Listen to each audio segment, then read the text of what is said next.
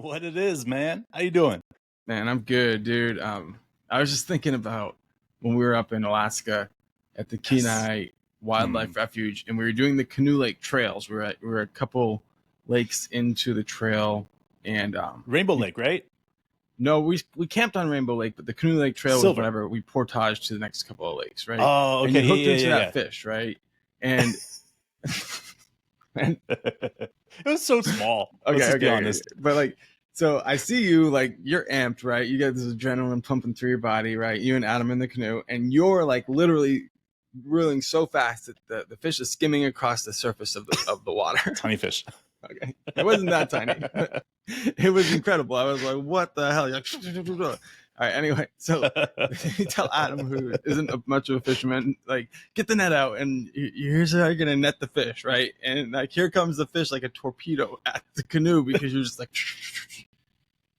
Let's go for the knockout. So Adam misses the fish with the net, right? Everybody does it, right? And like, you turn into my grandfather, and you're like, I'm gonna tell you this one time. Poor Adam, dude. I know. I was like, I don't know if I ever want to go fishing with you. I was like, you were about to get it, Adam. You're almost there. You had. We lost the fish, and I was really excited because at that point we were down to fish eating, bro. But yeah, but the fish we were eating was Alaskan halibut.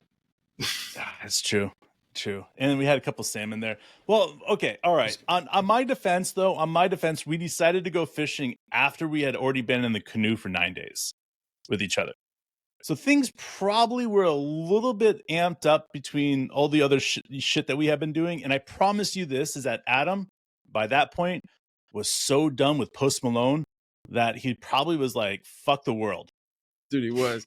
But I'll never forget the image of that fish just skimming across the top of the water as you're reeling it in as fast as you can. I think I'm exaggerating, but it was crazy, dude. It was, there was some reasons that I wasn't seeing things exactly straight, but yeah. Dude, so you know what? I'm gonna jump in there because, like, I want to say this is that, like, sometimes for me at least, right, I get caught up in the moment and I try to do things quickly, and not enjoying the moment. Like, it's like, how badly do I want this nut? Like, I just, sometimes you just got to enjoy it, right? You said one time to me, and I love using this as an example because the truth is that sometimes you're in a hurry just to roll a blunt. And sometimes you got to take your time to mold a blunt. And that's in life, like, sometimes you just got to take your time. And so when I watch this, I love how I'm going to transition from blunts to the Oklahoma City Thunder right here, guys, right? So I love listening to the Oklahoma City Thunder and what's happening right now, because if you watch it and you're watching how it's built, everything has been done patiently and well thought out beforehand. Like, to get to this point where we are now, it's taken years of discipline and proper drafting and proper insight and proper movements in order to get to this point. And Sam Presti has done a phenomenal job at it, and it's really exciting. Hell yeah, it's exciting. And I mean, look, there's a lot of talk right now. I don't know if anybody else, like a few hours ago, LeBron and JJ Redick's new podcast dropped. Right. I haven't listened to each one of them, and that is, to me, that's admitting more than I should right now. But I was listening to this new one about the playoffs, and it just feels like, there's so much talk about the mental side of it. You know what I mean? And yeah, sure. I understand why, especially now, this is all happening. But I wonder, like, right now, the Thunder has this, like, people are almost like giving them a pass at the 1 seed. I saw, what's his name? Shannon Sharp said something about the Thunder being the weakest number 1 seed in recent memory, or in a long time. And I understand, like, this kind of this perspective that people have, but I wonder if it's proven wrong, right? Are they going to give the Thunder credit for the right reasons? Right? If we go on to win, are they going to look at it and say, okay, yeah, they were a better team, but they were also mentally better, right? Or are they just going to say, oh, like, they faced a team that wasn't at their best, or they faced, LeBron, or obviously it's not going to be LeBron, probably. It's probably going to be a Nuggets team that, for whatever reason, weren't clicking at the same level as they were last year. What is it that they're going to come up with excuses for versus the actual reality of what we're seeing here on this team? And I have to admit, I think even amongst the people who know the NBA, what the Thunder are going to do in the playoffs is going to surprise people. Because Sure. as much as you want to talk about, well, the regular season is the regular season, and the pressure increases with every possession in the postseason, watching a team Sure. that plays freely while also taking care of the ball is unusual for the playoff situation. And playing freely is the most difficult thing to do when the pressure rises, but it also becomes more important than ever before. Because if you play tense under the pressure, then you're almost useless. And that's why rosters like shrink in the playoffs and they go 8 deep. It's because like, well, somebody plays tense now and half their skill sets are useless. So you've got to find the players that play within rhythm. And that's when you look at things like Coach Dagnall's rotations, the depth chart, the way that he utilizes players sometimes, and he keeps his, the minutes that players are going to get unpredictable off the bench, and then the starters, how he makes sure he maximizes what they're getting every minute out there. And also they have more left in the tank. But ultimately, playing a high-quality defense and playing low-turnover basketball are really, really the most important things that you can, if you can do that while still being yourself, you'll be just fine. Yeah. Man, I agree. Being yourself and you'll be just fine. And I want to, Mark, I don't know how I did this, but I started a live. So we've done how many shows without starting a live? So now we're live. El Sambra, Keelan, welcome guys. El Sambra, I saw that you wrote on Twitter, but we are so not active on Twitter. The only time I find myself looking at Twitter is, well, you know what? We'll talk about that one later. But I think it's really great that you guys are still commenting on stuff for us because we appreciate it. Yeah. I'll be, if the quality is good here, let us know. I'm interested to know because we've had a lot of trouble with it right now. It looks like it's doing fine, but we'll stay with the point, Dave. Let me ask you this. Now that we're seeing the crumbling of the Warriors empire, the dynasty is over. Embarrassing loss to the Kings, which is fine. Bye-bye, no big Warriors. deal. Okay. But let me ask you this. Like, you don't see that joy anymore. If you remember back to when that team was peaking, 2014, 15, 16, like that run they had, like, and it kept going. I think it even went back a little earlier and longer than that. But there was joy. They played with a joy that was unlike anything we'd ever seen in basketball. Right. And you see this like team and they're like falling apart. Just like, and I'm just like, we see the joy with the Thunder. And a lot of people, they don't get it. And that's when they're going to fall in love with this team. That's when they're going to freaking lose their fucking heads, when they realize how much fun this team has. I think we're starting to see it, though. I think that I haven't been able to get onto an Oklahoma City Thunder podcast or, if it says Oklahoma City, JJ Redick's talking about Oklahoma City. I can't get over how many people are in the comments talking positive about this team. Yes, a lot of them are Oklahoma City Thunder fans, but there's a shift happening. And a lot of people remember how Oklahoma City Thunder were the favorite team in the NBA for so many years. And I think what's happening is that people have that nostalgic about that. Maybe it's going to be like that again. And then they see an after game interview and they're like, what's happening in Oklahoma City? Is it goofy? Hell yeah. Is it cheesy? Kind of. But it is so much fun to see how these guys are just getting into each other's statements and the way things are going. And I get so pumped on so many levels because this is not an ordinary team. I mean, on every level of watching this team, whether it's after the game interviews, whether it's pre-game interviews, whether it's, J-Dub or Shea standing up there thanking the crowd, getting them all hyped up before the last game. Like, there's so much stuff that this team does that makes this team so powerful and so fun to watch, that as beginning fans, as people that have been fans since Oklahoma City, since the beginning, like, we have to be those ones that continue this love and making sure that when we see something negative, we pounce on it and we don't let those things pass because this team deserves it. Yeah, dude. And yeah, those moments are special. I wonder how the team will handle, like, there is an increase in pressure. How will they handle the post-game interviews, things like that, where there are fun moments to be had. But in the end, this new experience that we're going to kind of go through together, as in the playoffs, is different. So fun. It's different. Like, and the longer it goes, the more attention like focus isn't like a laser right now. Like there's 20 teams left. Well, I'm sorry, there's 19 teams left. Okay, so it's not like it's really been whittled down any. But as this starts getting whittled down, the pressure mounts and the focus on the team comes out. But this team, to me, if I was looking for a team to cheer for, right, and I was a fan of basketball, but I was still looking, like this would be the team that you'd want to look at as the team you could cheer for a very long time, and as it just has the most fun too. Like you really can't explain how much it matters that you really don't know what you're going to get from one game to the next, but you know you're going to get some great basketball every single day.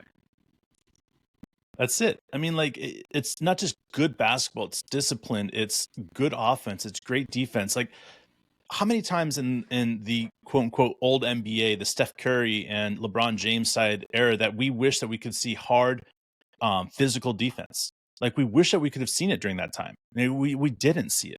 In fact, it felt like as the years went on, they started getting away from the physical aspect of the game.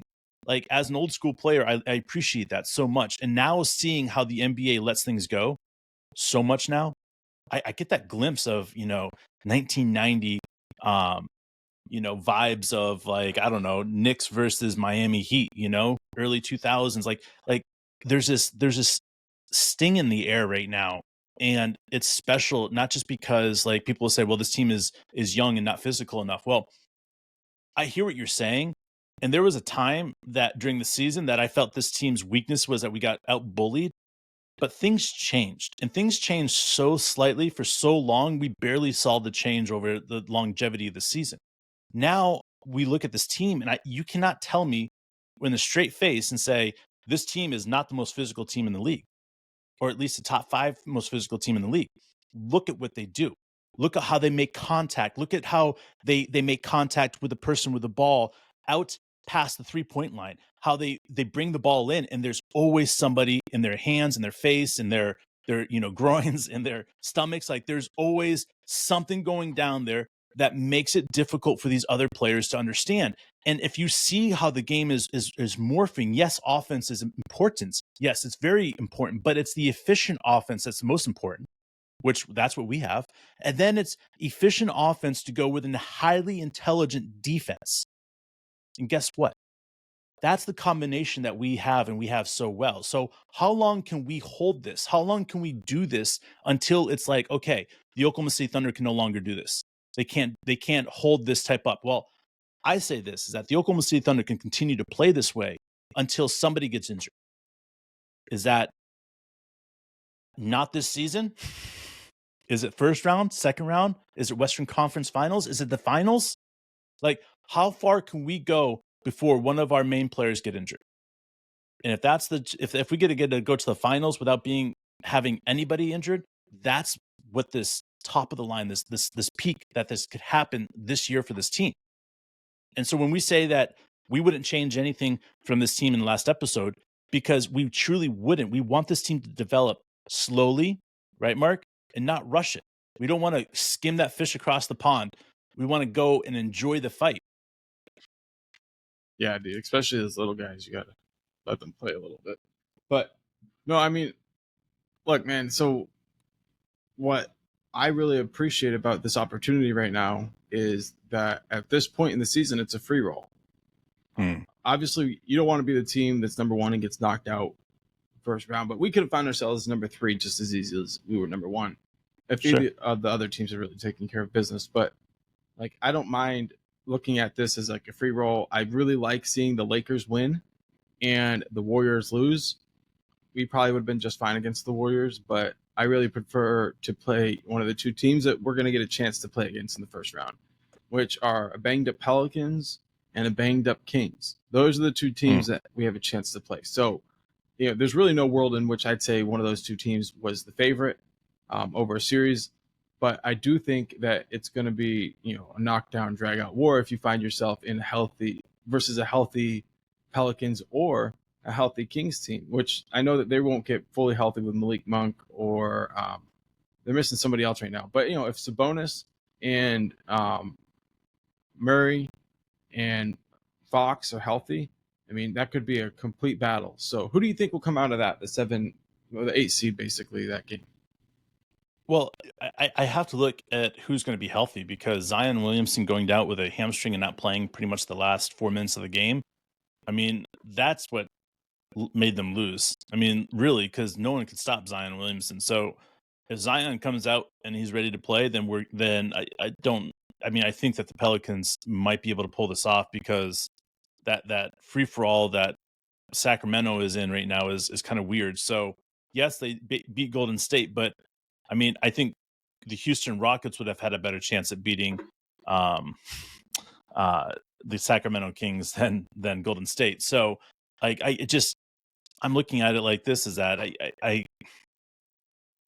I think the Pelicans are a better rounded team at this point of the season than the Kings are. There's too many question marks in the Kings lineup and the Kings bench, and I mean, I don't know, dude. I would almost rather play the Kings because I know that Chet can shut down Sabonis, and I know that we can shut down Fox and all that other stuff. But the reality is that if it's truly if Pelicans are as banged up as they seem right now, I'd rather play them. And I don't know, CJ go off and have like 56 points or something like that and win. So that's what I would rather is Pelicans at this point. Let me ask you this, man. Do you think Joe Lacob still feels like the Warriors are light years ahead? I think anybody that doesn't understand. Let me throw this in the section that I'm thinking of right now. Okay.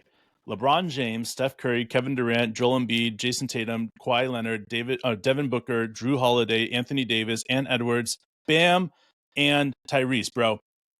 That's the state of the mind of the NBA right now, bro. Is That's that they Grant think Hill. that this is going to be the best lineup for the Team USA to win a gold medal. Like that's how delusional the state of mind of the NBA is, and some of the people that are around the NBA. Grant Hill, Steve Kerr, motherfuckers, bro. Like honestly, they're taking the 10th seeded Warriors coach to, like a team that he's coaching that has 3 future Hall of Famers. And I get it, they have other issues or whatever, but like the whole era of like Steve Kerr being the modern face of the game is way over. And I understand you would want to put LeBron on that team and sure put Kevin Durant, put Steph Curry. If that's what you want to do.